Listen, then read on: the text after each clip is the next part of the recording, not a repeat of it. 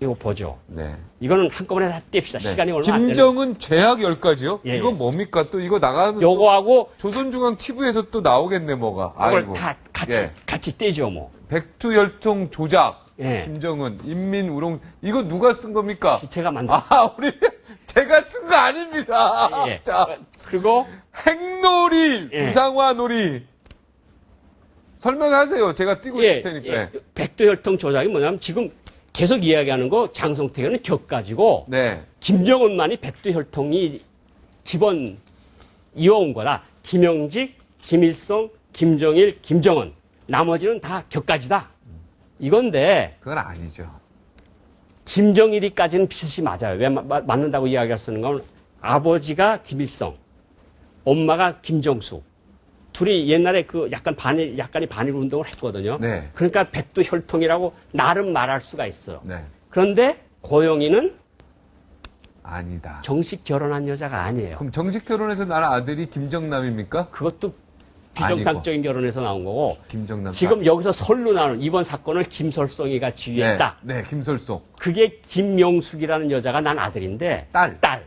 김영숙이만이 김일성이가 허락을 해서 만든 정식 부인입니다. 그럼 김설송이가 백두혈통의 유일한 영도자. 원래대로 유일한 영도자인데 네. 이거는 여자니까 또 아웃됐고. 날아갔어요. 아웃됐고. 네. 그런데 뭐 김설송이 이야기가 나왔으니까 네. 말씀드리는데 김설송이 이번 일을 다 했다는 건 왜 말이 안 되는가 하면 네. 북한에서 예를 들어서 김정은이한테도 형이 있습니다. 이번에 김정철이가 했다는 이야기도 있고 네. 김설송이 했다는 거 있는데 김정은이가 있는데 김정철이가 당정원의 조직지도부에서 일을 해요. 그러면 사람들이 어디 가서 줄을 서겠습니까? 여기 가서 줄을 못 선 사람들은 당연히 저 김정철한테. 김정철한테 줄을 서죠. 그러니까 김정철이가 나설 일이 아니죠. 그 김설성이는 김정은이하고 배다른 여자 오빠인데 배다른 네. 그 누나인데 그 여자는 아웃이죠. 그 여자는 보지도 않았을 겁니다. 한 번도. 네. 그런 여자가 이번 일을 했다는 건 정말 낭설이고요. 낭설. 결국은 김정철이가 한 것도 낭설이고. 그리고 결국은 근데 김정철은 지금 뭐 국가 뭐 합니까? 제가 아는 바에 의하면 봉화조라는 데서 외화벌이를 하면서 그냥 약간 한량처럼 네. 나는 정치에 관심 없어. 이건 다 네가 해라. 후계자가 다 하는 거야. 그래야 자기가 산다는 거 알거든요. 네. 우리나라 조선 역사가 다 그랬지 않습니까? 빠져야죠. 그런데 이 백두혈통 문제를 다시 돌아가면 김정은의 엄마는 정식 결혼을 하지 않은 고영이라는 여자인데 네. 고영이라는 여자는 또 일본 오사카에서 태어나서 일본에서 온 귀국동포예요. 네. 그러니까 조선의 어머니라는 것을 얘네들이 차마 조작을 못하고 있어요. 아직까지는. 네. 그러니까 어떻게 말하면 백두혈통도 조작된 거죠. 네. 자, 인민우롱죄는 뭐? 이건 뭐냐면 작년도 4월 15일 날 내가 인민들이 다시는 허리띠를 졸라매지 않겠다. 네. 이렇게 선언을 했어요. 네. 근데 작년보다 더 힘들어졌어요. 그건 왜 그러냐? 이 사람이 요 죄를 당위 노선과 정책을 왜곡 집행하고 국가 자원을 장성태가 헐값으로 매각했기 때문에 안 된다. 그러니까 인민우롱죄를 다 장성택한테 뒤집어 씌운 거죠. 자기가 한 네. 건데. 장성택한테. 예, 예. 야, 교묘하게. 교묘하게. 네. 그리고 그다음에 핵놀이, 우상화놀이 이거는 핵실험했고 작년도부터 올해까지 우상화를 하는데 쓴 돈이 거의 5억 달러라 그러거든요. 네. 그러니까 인민들은 배불리 먹지 못하는데 동상만 가득 세워놓고 초상화만 칼라 초상화를 갖다 놓고 그 앞에서 인사를 하게 만드는. 그러니까 이런 일을 하는 것 자체가 제대로 된 정치를 못한다는 거고요. 국가 재부 탕진죄는 이 사람이 지금 얼마짜리 집에서 사는 줄 압니까? 모르죠. 아버지가 살던 집에서 살지 않고 그건 마음에 안 든다. 네. 그래서 1억 파운드짜리 1900억짜리를 지었습니다. 새로. 평양시 모초에. 네. 그래가지고 거기서 살고 있습니다. 아버지 집. 나 안 산다. 안 살아. 내 집에서 살 거야. 그 아버지 집은 어떻게 됐습니까, 지금? 그 아버지 집 이제 후에 누구한테 좀 마음에 드는 사람이 있으면 주겠죠, 또. 아, 형한테 줄 수 있네, 김정철. 아, 또 내가 고영이하고 또 이렇게 잘 보면 친척이 될 수 있으니까 네. 아마 또 좀 주지 않을까, 잘. 누구한테요? 김정철한테? 아니, 우리 김정은이 나한테. 고용한, 선생님한테. 자꾸 이런 소리 하니까 뭐 주지 않을 것 같고요. 네. 5번 넘어가 보죠. 네, 오빠, 농담도 하시네. 아, 참. 평양, 지방, 차별대 대우죄. 평양은 전기불이 오고 있거든요. 네. 그러니까 북한 사람들이 뭘 이야기를 하고 있는가 하면 지방 사람들이 평양 주민만 김정일 주민. 우리 지방 사람들은 2등 국민. 그런 얘기를 북한 사람들이 하고 있거든요. 네. 그러니까 지방 사람들은 전기도 없어 텔레비도 못 보는데, 텔레비를 한번 봤대요. 네. 8월 9일 날 오후 3시부터 전국 각지의 전기를 가정집에 다 줬어요. 네. 텔레비를 켤 테니까 보라. 보여준 게 장성택이가 붙잡혀가는 걸 보여주고 전기 껐어요. 아.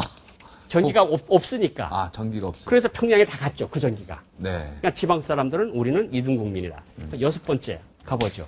김정은의 죄악 10가지. 네. 이게 뭐냐면 정책 혼선. 예를 들어서 그런 겁니다. 이제 한 가지 시간 없어서 한 가지만 말씀드릴게요. 네.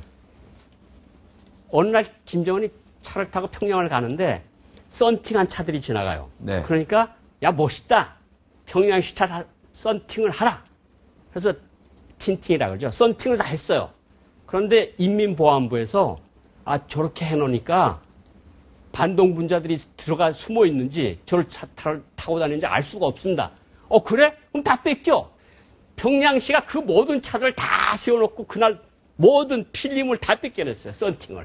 야. 참 재미나죠. 황당하네요. 예. 그렇죠. 7번째, 8번째 다 떼십시다. 그러면 그냥 다 떼는 겁니까, 그냥? 그냥 다 떼는 겁니다. 그 사람 말 한마디 하면. 야, 김정은의 한마디에 네. 오락가락 정책 공선. 전체원선. 대남 동족 협박죄는 뭡니까? 우리 올해 3월 달에부터 얼마나 혼났습니까, 우리. 뭐 당장 전쟁이 일어날 것처럼 계속 막 우리 협박하고 그런 거 아닙니까? 그리고 정말 우리 지금 이 사람이 결국은 행정부 제1부부장하고 부부장을 공개 처형을 했거든요. 네. 공개 처형을 하는 걸 당 간부들을 모여놓고 당 간부들 앞에서 기관총을 쏴서 죽였답니다. 그런데 그 동영상이 돌고 있다면서요. 그거는 봤습니까? 그건 못 봤습니다. 못 보셨어요? 예. 근데 그거는 제가 잘 믿지 못하겠어요. 그 당 중앙위원회 간부들만 모였다는데 그런 동영상을 찍게 했을까? 그게 의문이고요. 그거는 제가 잘 믿지 못하겠습니다. 네. 그 8번 한번. 네. 반인민적 죄목, 이건 뭡니까? 그러니까 사람들을 자꾸 처형을 하는 거야. 은하수 학단 공개 처형했죠. 그 다음에 포르노 봤다고 처형을 하죠. 한국으로 탈북했다 잡힌 사람 처형하고. 그러니까 온 나라에서 계속 공개 처형이 벌어지고 있는데 공개 처형이라는 것처럼 사람들한테 공포감을 주는 정치가 없습니다. 생각해 보세요. 요만큼 앞에 있는 사람들 앞에서 그 앞에다가 AK 소총을 쏘고 한 4, 50발을 쏘면 사람 형체가 없어지거든요. 그럼 거기 있는 사람이 일주일 동안 밥을 못 먹는데요. 그래 극도의 공포감을 주는 거죠. 그러니까 김정은이가 지금 정치를 하고 있는 거 아닙니까? 나라를 체제를 지키고 있고. 진짜 참 잔인하네요. 참 잔인하죠. 네. 또 9번째. 이거 적는이라고 참 고생 많으셨습니다. 네. 예. 이건 이거 같은 소리니까 네, 그냥. 주민 굶긴 사기죄. 예, 이 주민 굶겼고. 예. 마지막은 안 떨어지려고 그럽니까? 예. 이거, 부하방탕죄. 부하방탕죄. 이건 정말 할 소리가 많은데. 네, 이건 해야 됩니다. 예. 부하방탕죄가 김정일이가 남겨놓은 그 기쁨조를 체계를 넘겨받아서. 네. 나이 든 여자들은 다 내보내고. 네. 다시 젊은 여자들로 채웠고. 네. 그래서 자기가 정말 최고의 활락 생활을 하고 있거든요. 네. 뒷골방에서 자기 측근들 데리고 술 마시고 보트 타고 다니면서 술 마시고 놀고 장성택이한테 들씌운 죄가 부하방탕죄 아닙니까? 로드맨인가요? 로드맨인가요? 이비자 섬 같은 데 갔다는 거 아닙니까? 이렇게 너무 이런 곳이 있다는 게 처음 봤다는 거 전 세계 아닙니까? 어딜 가도 저기도 처음 봤다고 하는 그리고 깜짝 놀랐다는 거 아니에요? 로드맨. 온갖 종류의 세계의 명차들이 다 있다는 거 아닙니까? 포르쉐부터 시작을 해서 랜드로버니 뭐니 내가 지정 이름을 말씀드려서 좀 죄송하긴 하지만 최고로 좋은 차들을 다 가지고 있는 차고를 가지고 있고 외국에서 들어온 보트를 가지고 있고 집만 1억 파운드짜리 2천억짜리 거의 되는 집을 지어놓고 웬만한 데 가서는 아버지가 진 집이 마음에 안 든다고 폭파시키라고 그러고 다시 자기 집을 다시 지었다는 거예요. 근데 갑자기 부럽다는 생각도 좀 들죠. 아니, 정말 근데 정말 아주 주민들은 어떻게 이렇게 살 수 있습니까, 진짜? 그런데 막 화가 나면서도 예. 야, 김정은은 정말 행복하다고 해야 되나? 어떻게 되나? 근데 그 친구도 아마 저렇게 사람들을 많이 죽여놔서 제명에 못 살 겁니다. 네.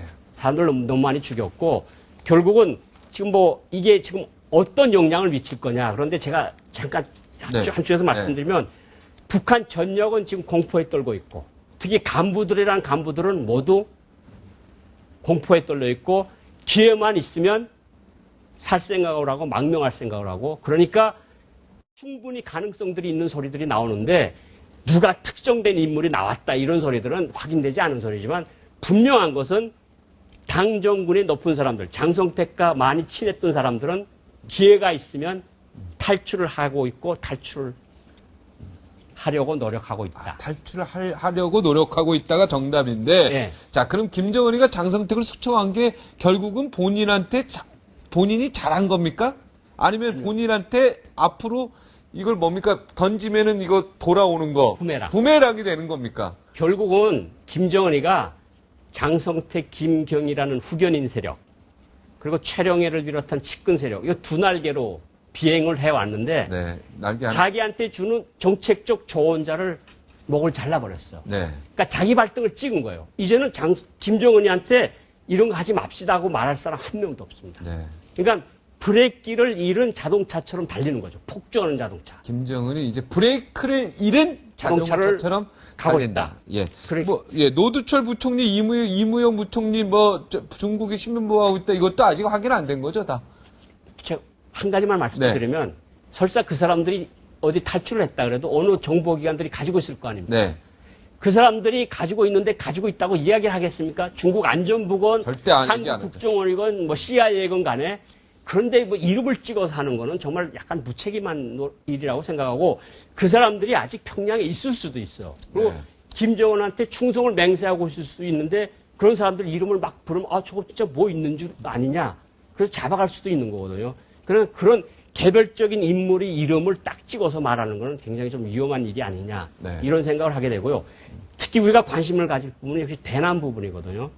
그런데 그 김정은이 실세라고 일부 언론에서 표현하고 있는 누가 있습니다. 대남 부분의 책임자가. 네. 근데 그 사람도 장성택하고 굉장히 친한 40년 동안 친해왔던 사람이거든요. 네. 그 사람이 뭘 하겠습니까? 살아남기 위해선. 자기가 충성을 보여야 되겠죠? 네. 그러려면 대남 분야에서 도발을 일으켜야 되겠습니까? 안 일으켜야 되겠습니까? 일으켜야 됩니다. 일으켜야 되겠죠. 네. 특히 연말 연시에 지금 굉장히 힘든 일이 있을 수 있는데 네. 우리 국회는 저렇게 난리를 치고 있고 지금 우리가 구한말 시대하고 비슷하다 그러는데 정말 우리가 자유민주주의에서 가장 좋다고 하는 게 입법부가 있어서 좋다는 거 아닙니까? 근데 지금 입법부가 과연 우리 국민한테 행복감을 주고 있는지 저는 그거 굉장히 의심이 들거든요. 지금 북한이라고 하는 것이 소용돌이에 빠져 있고 대남 정책도 도발을 할 수가 있는데 우리는 여기서 네가 옳거니 내가 옳거니 싸우고 있고 대선이 끝난 지 1년이 됐는데 그걸 가지고 계속 그러고 있으면 진짜 이 나라 이거 떠야 되나 이거 괜찮을까? 이런 생각이 들 정도로 지금 사람들이 혼란스러워하는 거 아닙니까? 그러니까 우리가 빨리 내정을 안착을 시키고 북쪽에서 오는 그 어떤 바람을 빨리 막아내고 그리고 뭐 중일 간의 갈등, 뭐 센각구 갈등, 뭐 미중 갈등 얼마 복잡한 방정식들이 벌어지고 있는데 우리 사람들은 지금 이 사람을 잡아먹자면 내가 죽는다. 이런 식의 싸움만 벌리고 있는 이런 현실 이건 진짜 타파를 해야 된다고 생각합니다. 네, 잠시 후 다시 돌아오겠습니다.